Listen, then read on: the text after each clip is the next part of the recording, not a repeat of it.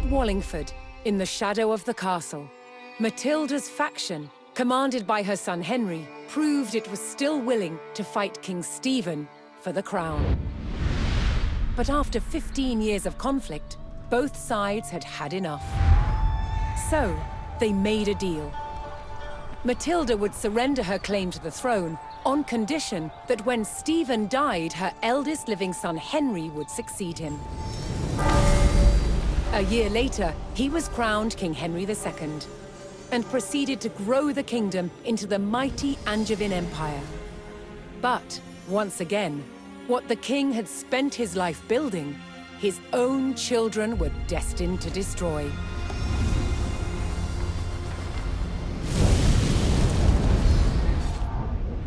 King Henry II had 4 surviving legitimate sons, and he planned to divide up his kingdom between them. But they fought bitterly for dominance. Against the odds, Henry's youngest son, John, became king. But King John was deeply unpopular.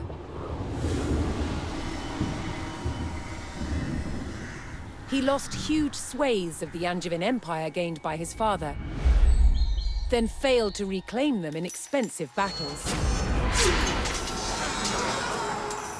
Paid for by taxing his subjects. Eventually, England's barons could take it no more. They forced John to agree to a charter that restricted his power, the Magna Carta. But he went against his word.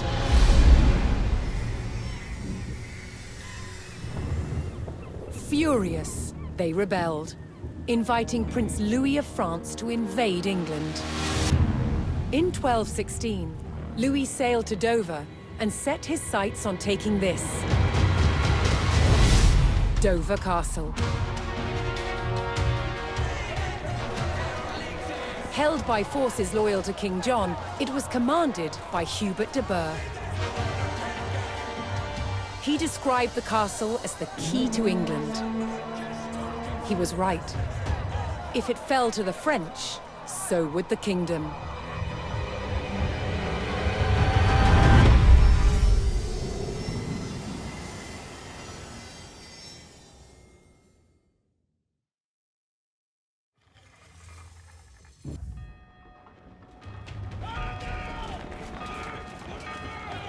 Asked to invade by the rebel barons, Prince Louis's French army launched an assault on the castle at Dover.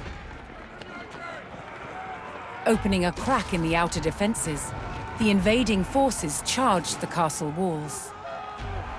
The garrison at Dover would meet the French with clenched fists and an iron will. Dover could not fall.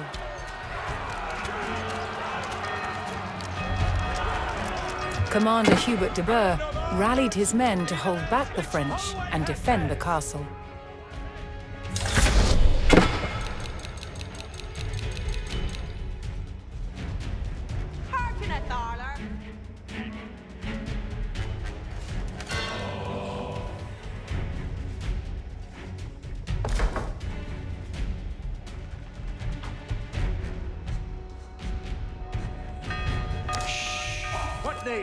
And prepared for a second, a new resistance force was building in the English countryside.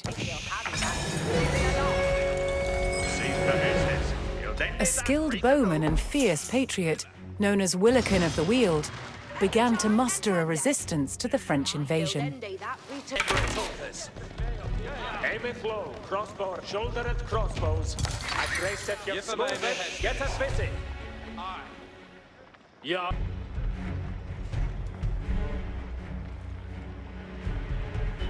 Hispano on the loaded, yeah. And on green. Jeppe med og bort. Hestes for ad. Otredende nu.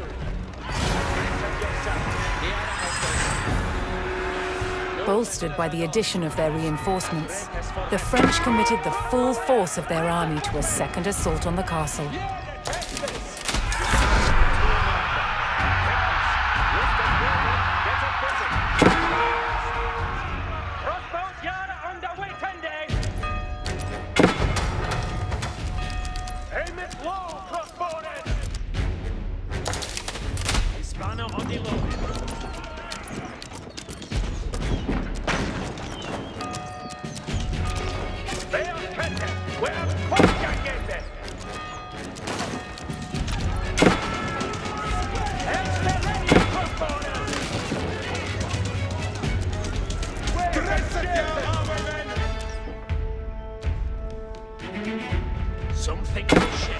Forth ahead.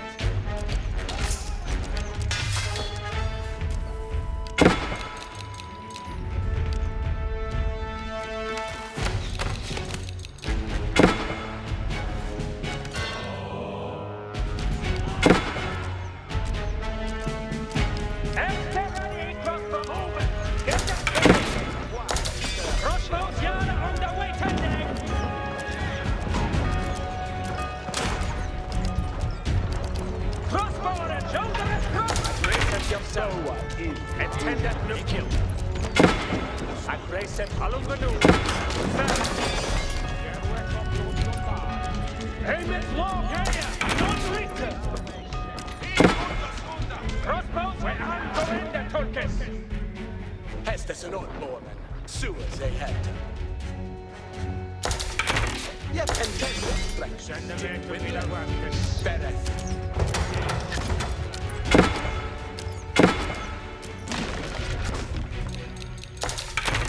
Quite a servant check.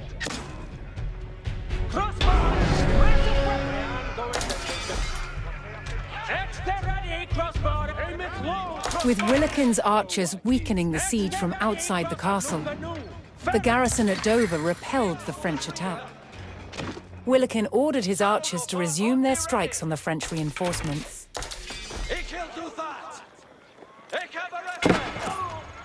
No! Unde aweras! Hestus for this reader. Attendeth nu, Tulkes.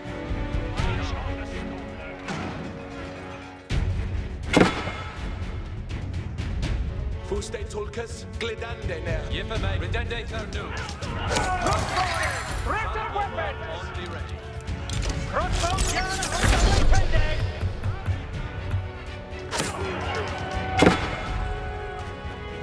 Hestus for an ende with me. Frekis did Gwynleth. Better.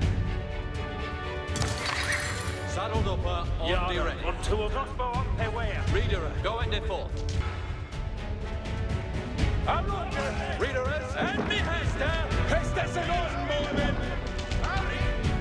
Readerers, he's let it read and steckeren. Equal to that. Helmet long crossbowers! Dresset! Alunga you! Yes, stand it to me! Hestus for the tap. Road for the off.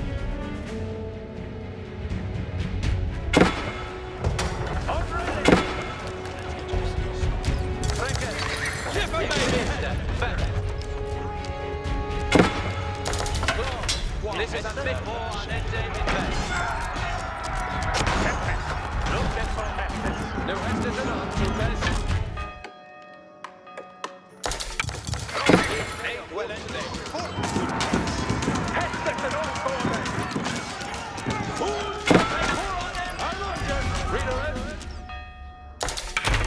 Yahweh, that will be done.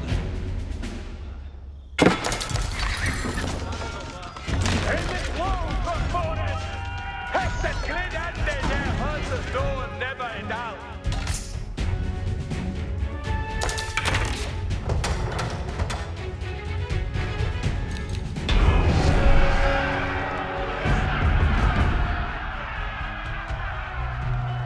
The hardy English garrison held fast, refusing to let the castle fall to the French invaders.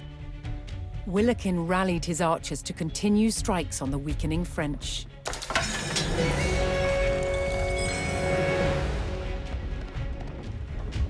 Frankers, intended no. Yiffa me Hestus, here are Hestus.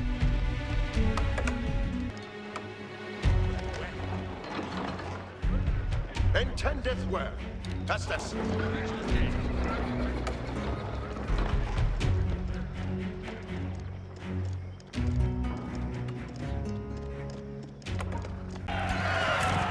The tenacity of Hubert de Burgh's loyal soldiers forced Prince Louis and the rebel barons to abandon their siege at Dover.